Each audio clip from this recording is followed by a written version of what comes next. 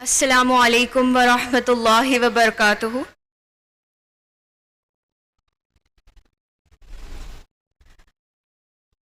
DISE पे बैठे सारे रिस्पेक्टेड डिग्नेटरीज, जमातुल मुस्लिमीन जुइकर मोहल्ला, गल्फ़ कमेटी, मेरे सारे रिश्तेदार और मेरे गांव वाले, मेरे वालिद के चचा जनाब सिराज काजी, मेरे वालिद के फुपा हिशामुद्दीन काजी, जमात के सदर और सारे स्टूडेंट्स यहाँ, मैं इन सब की शुक्रगुजार हूँ, तहे दिल से इन सब का शुक्रिया कि आज मेरी ये कामयाबी को आप सब ने अपनी कामयाबी समझा और मेरी इस खुशी में आप सब मुझसे ज़्यादा खुश हुए। तो इसके लिए हार्टीएस्ट थैंक यू और congratulations to all of you. ये हम सब की कामयाबी हुई, ये हम सब की खुशी है और आज ये जो प्रोग्राम का इंतखाब हुआ इस चीज़ के लिए भी तहे दिल से शुक्रिया। आज की तिलावत में ही ये अल्फाज थे, वतुइज़्ज़ु मन तशा वतुज़िल्लु मन तशा, अल्लाह जिसे चाहे इज़्ज़त दे। और मैं अपने रब का की शुक्रगुजार हूँ कि आज मुझे ये मौका मिला, ये मुझे इज़्ज़त मिली। मेहनत तो मैंने की लेकिन कामयाबी देने वाला अल्लाह है। मैं अपनी तकरीर का आगाज़ एक हदीस से करना चाहती हूँ। सही हदीस है, तलबुल इल्मी फरीदतुन अला कुल्ली मुस्लिम, इल्म हासिल करना हर मुस्लिम पर फ़र्ज़ है। ये मैं इसलिए कहना चाह रही हूँ कि हमारे दीन में इल्म की बहुत ज़्यादा अहमियत है और इसकी वजह जितना मुझे समझ आता है वो ये है कि हम अशरफुल मखलूक़ात है और हमारे पास सबसे बड़ा एसेट जो है वो ये है कि we are able to think. हम सोच सकते हैं, हम सीख सकते हैं और ये चीज़ मुझे लगता है हर इंसान की रूट होनी चाहिए, हर इंसान की बुनियाद होनी चाहिए। अगर हम इल्म की तलाश में नहीं निकलते, अगर हम इल्म को परस्यू नहीं करते तो हमारी ज़िंदगी का कोई मतलब नहीं रहता, बेमकसद हो जाती है। यहाँ पर एक्सपीरियंस्ड और रिस्पेक्टेड लोगों ने इतनी सारी अच्छी बातें कह दी। इनफैक्ट मैं जो कहना चाहती थी उसमें से बहुत सारी चीज़ें कह दी, मुझसे अच्छे से कहा। तो आप डेफिनेटली उस चीज़ को जहन में रखना चाहिए, उस चीज़ पर गौर व फिक्र करनी चाहिए। मेरे हिसाब से हमारी सोसाइटी में, हमारे डिस्ट्रिक्ट में, स्टेट में, हमारे कंट्री में, इन जनरल इस दुनिया में बहुत सारी प्रॉब्लम्स है और हर कोई इंडिविजुअली अपनी प्रॉब्लम्स से कोई ना कोई प्रॉब्लम से जूझता है। मुझे जितना समझ आया है, एजुकेशन, तालीम मेजॉरिटी ऑफ द प्रॉब्लम्स का हमारे सल्यूशन होता है। हमारी सोसाइटल प्रॉब्लम्स हो, इंडिविजुअल प्रॉब्लम्स हो, चाहे कोई भी प्रॉब्लम हो, एजुकेशन जो है वो सल्यूशन बनकर आता है हर प्रॉब्लम का। Every single problem has a solution and I feel कि it's the education that provides solution to everything. Konkan की सरजमीन, मैं हिस्ट्री की स्टूडेंट हूँ, मैंने ग्रेजुएशन हिस्ट्री से किया है, मेरा यूपीएससी में ऑप्शनल भी हिस्ट्री सब्जेक्ट था, तो मैं हर चीज़ को एक पास से कनेक्ट करके ही देखती हूँ। और क्योंकि ये मेरी सरजमीन है, मैं बहुत इसके बारे में स्टडी करती हूँ और मैंने एक कंक्लूजन निकाला है इस सरजमीन के बारे में।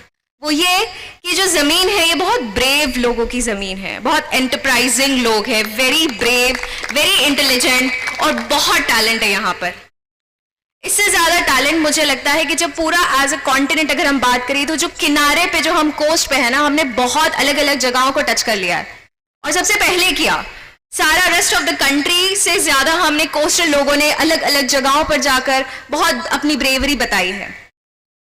तो मुझे लगता है कि पोटेंशियल की कमी ना हमारे लोगों में है और स्पेशली मेरा एड्रेस हमेशा यंगस्टर्स से रहेगा यूथ में बिल्कुल पोटेंशियल की कमी नहीं है. We are very very talented people, we are extremely talented people. मसला यहाँ आता है कि हम शायद इस चीज़ को पहचानते नहीं, और अगर पहचानते हैं तो कहीं ना कहीं हम कॉन्फिडेंस हम में नहीं होता कि हमने अगर कोई ख्वाब देखा है तो उसको परस्यू कैसे करें. ये प्रॉब्लम मेरे साथ भी हुई, मेरे साथ भी होती थी.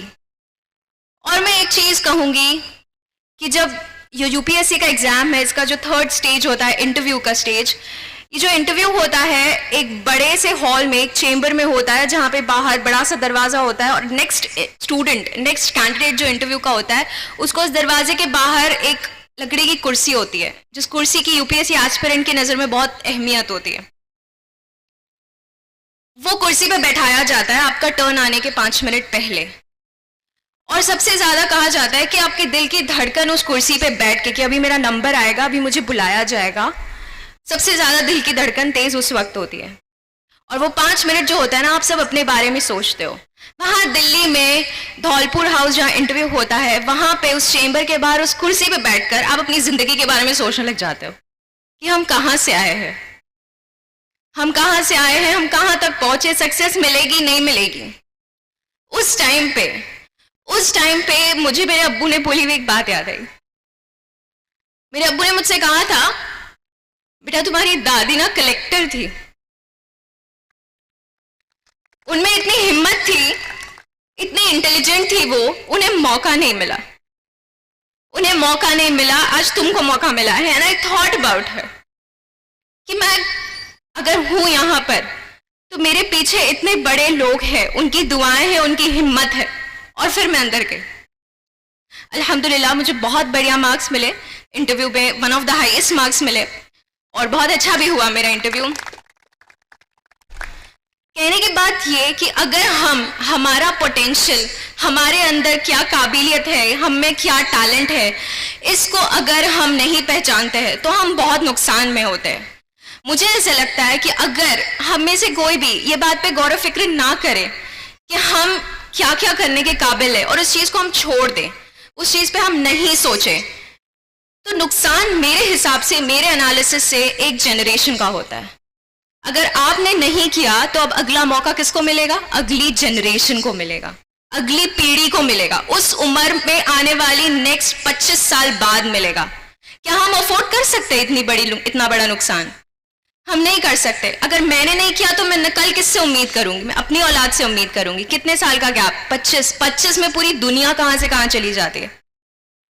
तो हमें स्पेशली आज के यूथ को ये चीज़ को देखना चाहिए, नज़र के सामने रखना चाहिए. ये मौका अगर हमने खो दिया, ये एज, ये एडवांटेज अगर हमने खो दिया, तो फिर हमको 25 ईयर्स लगेंगे नेक्स्ट अपॉर्चुनिटी मिलने के लिए. ये इंपॉर्टेंस है मेरे हिसाब से कि हमें वक्त रहते अपने टैलेंट को समझना बहुत ज़रूरी है, बहुत ज़रूरी है. जो एग्ज़ाम मैंने क्लियर किया अल्लाह के शुक्र से यूपीएससी एग्जामिनेशन में, उसके बारे में थोड़ा सा बताना चाहती हूँ, क्योंकि मैं एड्रेस यूथ को करना चाहती हूँ, और मैं चाहती हूँ कि अगर ये मुझे मौका मिला है, अपॉर्चुनिटी मिली है, तो मैं थोड़ा सा बताऊँ. संघ लोक सेवा आयोग, और इसका स्टेट वर्जन भी होता है MPSC examination, Maharashtra public service commission. ये एक बॉडी है जो एग्जाम्स कंडक्ट करती है सारे डिपार्टमेंट्स के टॉप के पोजीशंस के लिए. इसमें इस एग्जाम से पास होकर आप IAS, Indian administrative service, Indian police service IPS, Indian revenue service IRS, Indian foreign services IFS, ये पोजीशंस पर जाते हैं. और जब आपको ये पोस्ट मिल जाती है तो आप क्या पोस्ट पर जाते हैं? आप deputy collector, sub divisional magistrate, SDM, district magistrate, DM, assistant commissioner of police, ACP, DCP, commissioner of police, आप ये बनते हैं. हर पोस्ट की, हर डिपार्टमेंट की टॉप लेवल की पोजीशन आप सब जानते होंगे, ये नाम वाकिफ होंगे इन सब नामों से. और सबसे बेहतरीन बात यह है कि आपको कोई वसीले या किसी तरीके के टेंशन की जरूरत नहीं है. This exam is entirely based on merit. आप पढ़ाई करो, आप एक लेवल सेट किया है यूपीएससी ने, आप उसको टच कर लो, आपका काम हो गया, आप पास हो गए. ये पूरे 20 सर्विसेज है टोटली जो यूपीएससी के अंडर आते हैं, जिसके लिए यूपीएससी एग्जाम कंडक्ट करती है. और इस 20 में से आपको कोई भी मिल जाती है, जो कि हर एक सर्विस बहुत बेहतरीन और ऊंचे दर्जे की होती है. और ये लेवल पे आप शुरुआत करते हैं. आप एग्जाम क्लियर करने के बाद इस पोस्ट से आपकी स्टार्टिंग होती है। फिर आप जब आगे प्रमोशन के ईयर्स होंगे and by the time you retire you have touched one of the highest positions in the entire country. आप पूरे देश के लिए बैठकर पॉलिसीज बनाते हैं। मुझे लगता है कि कोकन में कोकनी लोगों का रिप्रेजेंटेशन गवर्नमेंट सर्विसेज में थोड़ा कम दिखाई देता है, और मैं चाहती हूं कि इस जमीन से इतने लोग पास होकर आए। और उसका रीजन ये नहीं है कि मैं चाहती हूँ कि हमारे लोग हो, प्रॉब्लम ये है कि हमारी जमीन के प्रॉब्लम्स, हमारी इस मिट्टी में जो प्रॉब्लम्स है, यहाँ के जो इश्यूज है, ये हमसे बेहतर दूसरे तो नहीं समझ सकते। जब हम पढ़ेंगे, जब हम कोई ओहदे पर पहुंचेंगे, तो हम हमारे लोगों के लिए सबसे बेहतरीन काम कर पाएंगे। हम समझ पाएंगे कि हमारे लोगों की प्रॉब्लम क्या है। अगर मैं यहाँ हूं तो मैं समझती हूँ, अगर एक लड़की होते हुए मैंने एग्जाम पास किया तो मुझे ये चीज की समझ है कि लड़कियों को क्या तकलीफें आती है। इसी तरीके से कल को जब मैं पोस्ट पे चली जाऊंगी इंशाल्लाह, तो मुझे पता चलेगा कि अच्छा यहाँ पर इसको इस तरीके की प्रॉब्लम आती है, क्योंकि मैंने वो देखा है। तो ये बहुत जरूरी है कि हम ऐसी पोजीशंस के लिए परस्यू करें, एस्पायर करें और इन पोजीशंस को ले लें। मेरा यहाँ होना, मैं आपको ये बताना चाहती हूँ कि मैंने पढ़ाई की, बचपन से अच्छे मार्क्स लाए अल्हम्दुलिल्लाह, लेकिन ये जो एग्जाम है इसमें बहुत इंटेलिजेंट और बहुत ब्रिलियंट लोगों की जरूरत नहीं है। बस उन लोगों की जरूरत है जो मेहनत करने के लिए रेडी है। मेरे अंदर एक ही क्वालिटी थी, जो सब्जेक्ट मुझे नहीं आता था मैं कभी पीछे नहीं भागी। मेरा बस एक ही अप्रोच होता था, बताओ कैसे करना है, मैं कर लूंगी, मेहनत मैं कर लूंगी, मुझे बस रास्ता दिखा दीजिए। और हर सब्जेक्ट, जैसे यूपीएससी में एक बहुत अच्छी चीज ये है कि आपको डाइवर्स सब्जेक्ट्स की नॉलेज होती है। आपको हिस्ट्री पढ़ना है, ज्योग्राफी पढ़ना है, इकोनॉमी पढ़ना है, social science, political science, international relations, current affairs, world history, everything. You have to know everything about every subject. और मुझे लगता है कि ये टेंशन की बात हो सकती है, पर ये बहुत अच्छी बात है अगर देखा जाए तो, क्योंकि इल्म हासिल करना हम पर फर्ज है। और अगर हम एक फर्ज अदा कर रहे हैं और उसमें हमें इतना अच्छा एग्जाम क्रैक करने का मौका मिल रहा है, तो ये सोने पे सुहागा होता है ना। तो ये चीज है कि जो डाइवर्स नॉलेज के साथ आप इस एग्जाम को क्लियर करते हो, तभी तो एक ऐसी फील्ड मिलती है जहां पे आप अलग अलग लोगों के काम आए, अलग अलग तरीके से काम आए। तो मैं चाहूंगी और मैं स्टूडेंट से भी ये इल्तिजा करूंगी कि अपने एजुकेशन को बहुत सीरियसली लें। यूपीएससी जिसका इंटरेस्ट हो, डेफिनेटली उस चीज के बारे में सोचना चाहिए, और अगर नहीं बनाया है तो एक बार गौर फिक्र जरूर करें, जरूर करें। और अगर कोई और फील्ड आपको लगती है, इंटरेस्टिंग लगती है अपने हिसाब से, तो मुझे लगता है कि उस चीज को परस्यू करना बहुत ज्यादा इंपॉर्टेंट है। जब मैंने ख्वाब देखा कि मुझे इस एग्जाम को क्लियर करना है, लाइफ को डायरेक्शन मिल जाता है। तब आप सुबह 4 बजे उठकर इतनी मेहनत करते हैं रात तक कि आपको लगता है आप अगले दिन सुबह उठ भी नहीं पाओगे। जब पूरा दिन आप इतनी पढ़ाई करते हो कि आपको लगता है कल पूरा दिन शायद सोने में निकल जाएगा, आपको अगले दिन उठ के उतनी ही पढ़ाई फिर से करनी है, महीनों महीनों, सालों दर साल। लेकिन उसका जो नतीजा होता है, अल्हम्दुलिल्लाह एग्जाम क्लियर हो जाता है। डिफिकल्ट है, बहुत डिफिकल्ट है। 10 लाख के करीब एप्लीकेशंस आते हैं यूपीएससी के लिए, पास होते हैं करीब 1000 लोग, तो उसका पासिंग परसेंटेज 0.001% है 10 लाख में से 1000 लोग। मगर ये जो 1000 होते हैं, ये वो लोग नहीं होते जो दुनिया के, इंडिया के सबसे टैलेंटेड लोग हैं या इंडिया के सबसे इंटेलिजेंट लोग हैं। ये वो लोग होते हैं जो सबसे ज्यादा मेहनत करते हैं, जो कंसिस्टेंट रहते हैं, जो बस लगे रहते हैं। भले वो फर्स्ट अटेम्प्ट में हो, फोर्थ अटेम्प्ट में हो, टोटल 6 अटेम्प्ट होते हैं, रिजर्वेशन हो तो 9 अटेम्प्ट मिलते हैं। ये वो लोग पास होते हैं जो मेहनत करने में कोई कमी नहीं रखते, जो हर दिन उतनी ही मेहनत करते हैं। मैराथन वही जीतता है ना जो लास्ट तक पहुंचता है, तो ये रेस नहीं है। मैं यहां पर बहुत दिल से स्टूडेंट्स को यहां पर कुछ बातें बताना चाहूंगी। यहाँ पर ऑलरेडी पहले भी एड्रेस हो चुका है, हमारे पास लाइफ में डिस्ट्रैक्शंस बहुत है, और ये चीज़ अच्छी नहीं लगती कि जो चीज़ को हम एंजॉय करते हैं हमारे बड़े कहते हैं ये मत करो, जैसे मोबाइल चलाना हो, गेम्स खेलना हो। मैं कुछ पॉइंटर्स देना चाहूँगी यहाँ पर यूथ को, यहाँ पे स्टूडेंट्स को। एक चीज़ जो मुझे हमेशा काम आई वो ये है कि मैं हमेशा आगे की सोचो। फार साइटेडनेस करके एक वर्ड है, इसका मतलब है आप अभी शॉर्ट टर्म आपके जो प्लेजर्स है, आपको जो चीज खुशी देती है, उसको बंद करके आप आगे की सोचो, जो मैं कर रहा हूं या कर रही हूं ये मेरे आगे काम आएगी या मुझे नुकसान देगी। जैसे ही आप ये चीज सोचने लग जाते हैं, आपकी लाइफ में डिसिप्लिन आ जाता है। फिर वो हो मोबाइल ना चलाना या लिमिटेड यूज ऑफ मोबाइल हो, या ये सारी चीज़ें, limited amount of sleeping hours हो, ये सारी चीज़ें। डिसिप्लिन ज़िंदगी में इतना इम्पॉर्टेंट है कि बस एक डिसिप्लिन आपके अंदर आ जाए, आपकी life more than half would be sorted. और यही सारी चीज़ें हैं जो अल्हम्दुलिल्लाह जिसकी वजह से शायद मुझे कामयाबी मिली। और मैं चाहती हूँ कि ये बहुत ज़्यादा डिफ़िकल्ट चीज़ें नहीं हैं, because as I just said it's about consistency and hard work. यहाँ पे बहुत सारे पेरेंट्स हैं, तो मैं कुछ चीज़ें, कुछ रिक्वेस्ट, कुछ सजेशंस अपने हिसाब से पेरेंट्स को भी करना चाहूँगी। यहाँ पे बहुत सारी बच्चियाँ माशाल्लाह अभी जिनको टोकन ऑफ अप्रिसिएशन दिया गया, एसएससी में पास हुए, बहुत अच्छी कामयाबी है, एचएससी में पास हुए, बहुत अच्छी कामयाबी है। मैं पैदाइशी ब्रिलियंट या बहुत इंटेलिजेंट नहीं थी, मुझे जैसे भी मुझे तराशा गया वो मेरे पेरेंट्स ने तराशा। बचपन से मुझे बहुत गुस्सा आता था, मुझे ज़्यादा खेलने नहीं देते थे और मुझे लगता था कि मेरे साथ ऐसे क्यों होता है, मेरे साथ नाइंसाफ़ी हो रही है, दूसरे बच्चे खेल रहे हैं, मैं नहीं खेल रही हूँ। दूसरे बच्चों को बाहर जाकर खेलने का मौका मिलता है, मुझे कहा जाता है तुम पढ़ाई करो।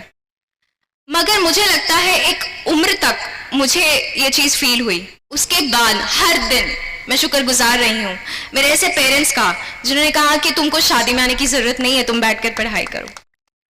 और आज अल्हम्दुलिल्लाह शायद बहुत सारे इवेंट्स मिस कर लिए, बहुत सारे इम्पॉर्टेंट फंक्शंस मिस कर लिए मैंने लाइफ में, और स्पेशली पिछले 3-4 सालों से तो कहीं नहीं दिखाई देती। पर मुझे लगता है कि अगर मेरे पेरेंट्स की मेहनत मेरे पीछे नहीं होती तो शायद आज ये फंक्शन नहीं होता, नहीं होता ये फंक्शन। बहुत कॉन्फिडेंस दिलाया मेरे पेरेंट्स ने मुझ पर, क्योंकि ये बहुत लंबा एग्जाम था, बहुत अटेम्प्ट्स लगे। हमेशा ये चीज़ का कॉन्फिडेंस मुझे मेरे पेरेंट्स ने दिया, क्योंकि मैं अपने आप को थोड़ा अंडर कॉन्फिडेंस पर्सन समझती हूँ, और अगर मेरी हिम्मत किसी ने बढ़ाई है तो वो मेरे अम्मी और मेरे अब्बू ने बढ़ाई है। उनका जब सपोर्ट था मुझे साल दर साल बचपन से ही, तब जाके मुझे लगा कि नहीं, मैं कोई भी ऊंचाई छू सकती हूँ, मैं एग्जाम पास कर सकती हूँ। और अगर ये नहीं होता तो मुझसे भी नहीं होता। बहुत कम रेयर लोग होते हैं जिनके अंदर अपने आप में बहुत कॉन्फिडेंस होता है, बट बहुत सारे होते हैं जिनको पीछे से पुश करने की जरूरत पड़ती है। मेरे पेरेंट्स ने वो पुश इतना अच्छे से किया, इतना अच्छे से किया कि आज जहाँ पर भी अल्लाह ने मुझे लाया है वो मेरे पेरेंट्स की वजह से लाया है। तो यहाँ पे जो पेरेंट्स हैं, बच्चों में अगर टैलेंट है तो एक लेवल तक, एक स्टेज तक, एक उम्र तक वो पेरेंट्स की रिस्पॉन्सिबिलिटी होती है कि उसको दिखाया जाए कि आप किस चीज़ के लिए बने हो, क्योंकि उस उम्र में हमें खुद से नहीं समझ आता कि हमें क्या करना चाहिए। हमें तो टेम्पररी प्लेजर्स ही दिखाई देते हैं कि ठीक है हमें गेम खेलना है, हमें बाहर खेलने जाना है, हमें दोस्तों के साथ खेलना है। तो ये चीज़ अगर पेरेंट्स अपनी औलाद में देखते हैं तो इस चीज़ को बढ़ाना और इस चीज़ पे उस चाइल्ड को फोकस्ड रखना ये पेरेंट्स की रिस्पॉन्सिबिलिटी होती है। एक एज के बाद बच्चे खुद समझ जाते हैं, बट जब तक नहीं समझते, जब तक ये पेरेंट्स की रिस्पॉन्स। मुझे बहुत लगता है कि अगर नहीं ध्यान दिए होते तो शायद मैं नहीं कर पाती, मैं कभी सोचती ही नहीं। यहाँ पे माशाल्लाह से बहुत सारे टीचर्स और एजुकेटेड पर्सनालिटी है, मैं इनका भी एक बहुत बड़ा रोल रहा है मेरी लाइफ में। मुझे यूपीएससी की तैयारी करने के लिए सजेशन मेरे कॉलेज के इमरान सर ने किया था। उसके पहले मुझे नहीं पता था कि ऐसा कोई एग्ज़ाम भी देना होता है, शायद उन्होंने कोई पोटेंशियल देखा मुझ में। तो एक टीचर का जो रोल होता है, एक एजुकेटर का जो रोल होता है एक स्टूडेंट की लाइफ में बहुत इंपॉर्टेंट होता है। तो यहाँ पे जो एजुकेशनिस्ट है वो बहुत मतलब कीनली ऑब्जर्व करें कि अगर किसी बच्चे में पोटेंशियल है तो वो वेस्ट ना हो। बिकॉज मुझे जो चीज़ हमेशा लगी, जनरेशन लॉस, ये हम अफोर्ड नहीं कर सकते, हम अफोर्ड नहीं कर सकते। शायद दादी को मौका नहीं मिला, उस कुछ रीजंस की वजह से अब्बू को मौका नहीं मिला, मुझे मिला अल्हम्दुलिल्लाह, लेकिन लग गया उतना टाइम। मेरे जो पीयर्स हैं, कॉलीग्स हैं, टॉप कॉलेजेस में पढ़े हुए, उनके पेरेंट्स टॉप कॉलेजेस में पढ़े हुए, और मुझे लगता है हम कहीं ना कहीं थोड़ा पीछे रह गए। अल्लाह का शुक्र है कि मेहनत करो तो वो गैप जो है वो फिल हो जाता है, लेकिन हम अफोर्ड नहीं कर सकते। यही कुछ चीज़ें थी, कुछ पॉइंटर्स थे। मैं चाहती हूँ कि यहाँ पर जो फेलिसिटेशन प्रोग्राम हुआ आज 2 लोगों के लिए, 2 लोगों की मेहनतों के लिए, ये एक मैसेज हो कि हमें बहुत सारे फेलिसिटेशन प्रोग्राम्स करने की ज़रूरत पड़े ज़्विकर मोहल्ला में। ये सारे जो बच्चे हैं जिन्होंने आज 10th की कामयाबी के लिए ट्रॉफीज़ ली है, 12th की कामयाबी के लिए ली है, कल को बड़ी बड़ी पोस्ट ले और हमें हर साल ऐसा प्रोग्राम करने की ज़रूरत पड़े और हमारे गाँव का नाम रोशन हो। शुक्रिया, जज़ाकल्लाहु खैर।